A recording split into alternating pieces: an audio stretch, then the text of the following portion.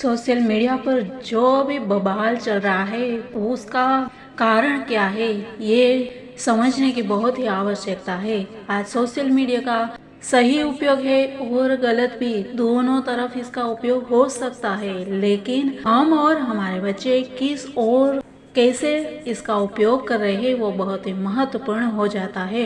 और हमें वर्तमान समय में इससे बचना भी मुश्किल है, क्योंकि ये जितनी बुरी आदतों को फैलाता है उतना ही ये जरूरत का एक साधन भी हो गया है। हमारे बच्चे किधर बाहर जाते हैं तो हमें उनकी चिंता रहती है, उसके लिए हम मोबाइल उनके हाथ में देते हैं, लेकिन क्या ये मोबाइल है वो सही सामग्री ही परोसते हैं?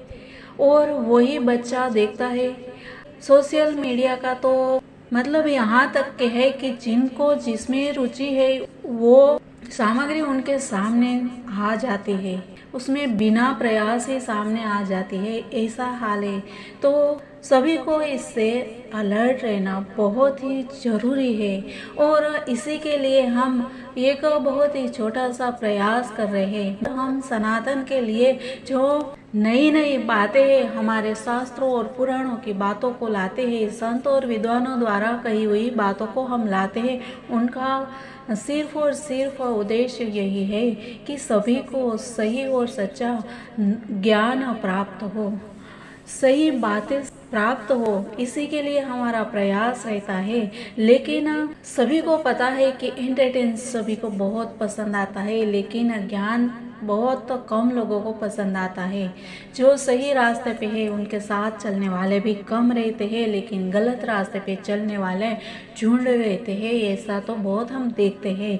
तो मित्रों, हमारी ये संपूर्ण जिम्मेदारी है, यानी कि आप जो देख रहे हैं उनकी, ये जो सुन रहे हैं उनकी संपूर्ण जिम्मेदारी है कि आप जो सुनते हैं वही आप दूसरों को भी इससे प्रेरित करें।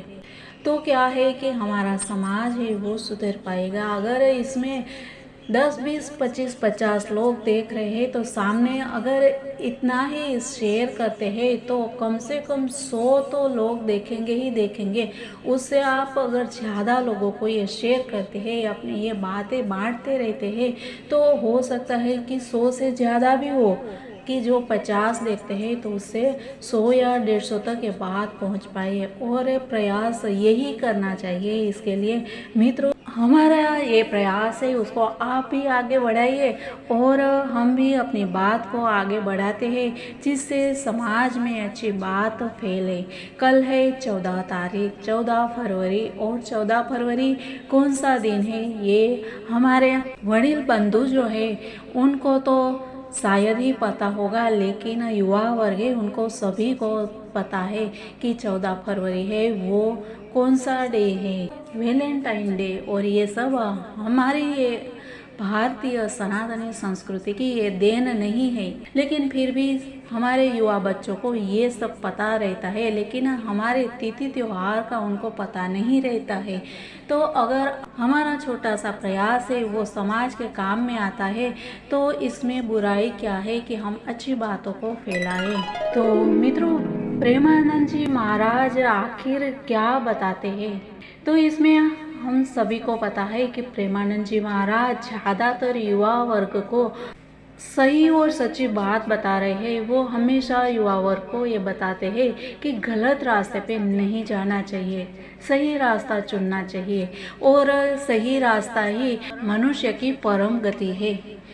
तो मंत्र का जाप सिखा रहे हैं। यहाँ तक कि प्रेमानंद जी महाराज है वो ऐसा भी नहीं कहते हैं कि आप मेरा ही अनुसरण करें, आप मैं जो मंत्र देता हूँ वही आप मंत्र का जाप करें, वो भी नहीं बताते हैं। वो तो यहाँ तक कहते हैं कि आपके तिलक है ये इस संप्रदाय का निर्देश करता है, तो आप उस संप्रदाय के साथ रहिए और उस संप्रदाय को अनुसरण करिए।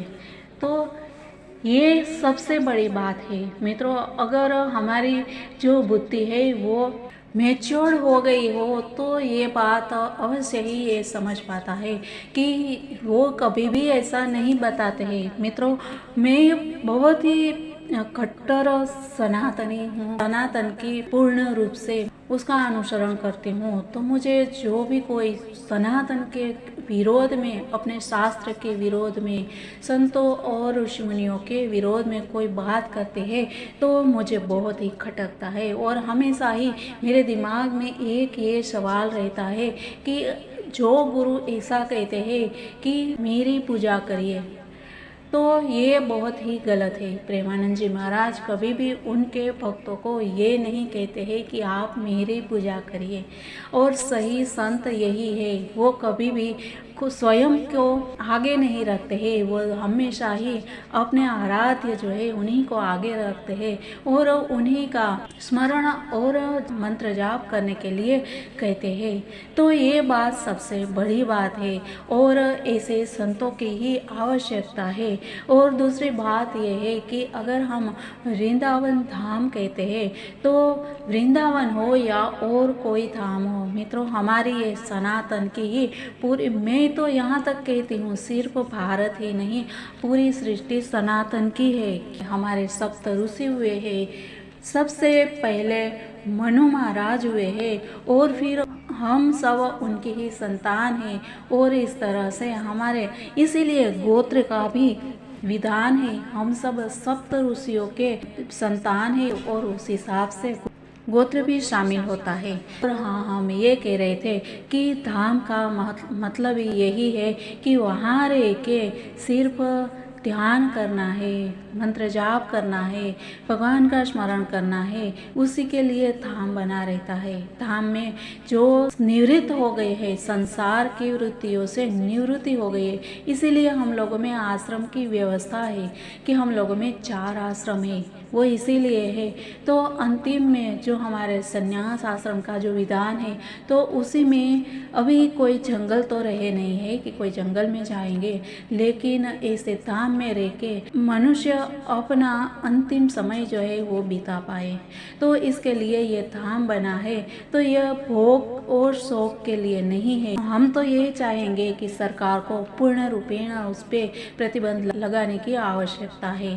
धाम में सिर्फ और सिर्फ जो अपनी चौथी अवस्था पे पहुँचे हैं उन्हीं लोगों के लिए होना चाहिए। जो लोग निवृत्त हो गए हैं अपने बच्चों के जवाबदारियों से, अपने परिवार की जवाबदारियों से, जिन्होंने निवृत्ति पाई है, उन्हीं लोगों के लिए ये धाम होना चाहिए और तभी वो भी शांति से उधर रह पाएंगे। और जिन लोगों को परेशानियां होती है उन लोगों को तो अच्छे से शहर में रह के अपने बच्चों की परवरिश करनी चाहिए। और सही और बहुत ही सीधी बात है कि बच्चों को तकलीफ अवश्य होती है, बच्चों की पढ़ाई भी अवश्य करनी पड़ती है और वो जरूरी भी है। तो उनके लिए ये धाम जो है वो वानप्रस्थ और संन्यास आश्रम के लिए ही रखा जाए, ताकि सभी लोगों को अच्छे से सभी की ज़रूरतें पूर्ण हो पाए। तो मित्रों, बस इसी बातों के साथ हम आपसे आज विदा लेते हैं, मिलते हैं कल। हाँ, एक बात हम जरूर कहना चाहेंगे कि 14 फरवरी है, वो हमारा त्यौहार नहीं है, वो हमें कोई सेलिब्रेशन करने की उनकी ज़रूरत नहीं है। हमारा त्यौहार जो रहता है वो तो हम आए दिन कहते ही रहते हैं। वो एकादशी रहती है, अष्टमी रहती है, पूर्णिमा रहती है, अमावस्या रहती है, इन सब तिथियों को हमारे लिए बहुत ही महत्व है। और हमारे जो अवतार पुरुष हुए हैं, हमारे जो भगवान के अवतार हुए हैं, संत पुरुषों के जो जयंती है, वो सब हमें मनानी चाहिए, हमें और इसी में दिलचस्पी होनी चाहिए। यही बातों के साथ मिलते हैं कल। तब तक के लिए सबको जय हिंद, वंदे मातरम, भारत माता की जय, सनातन धर्म की जय।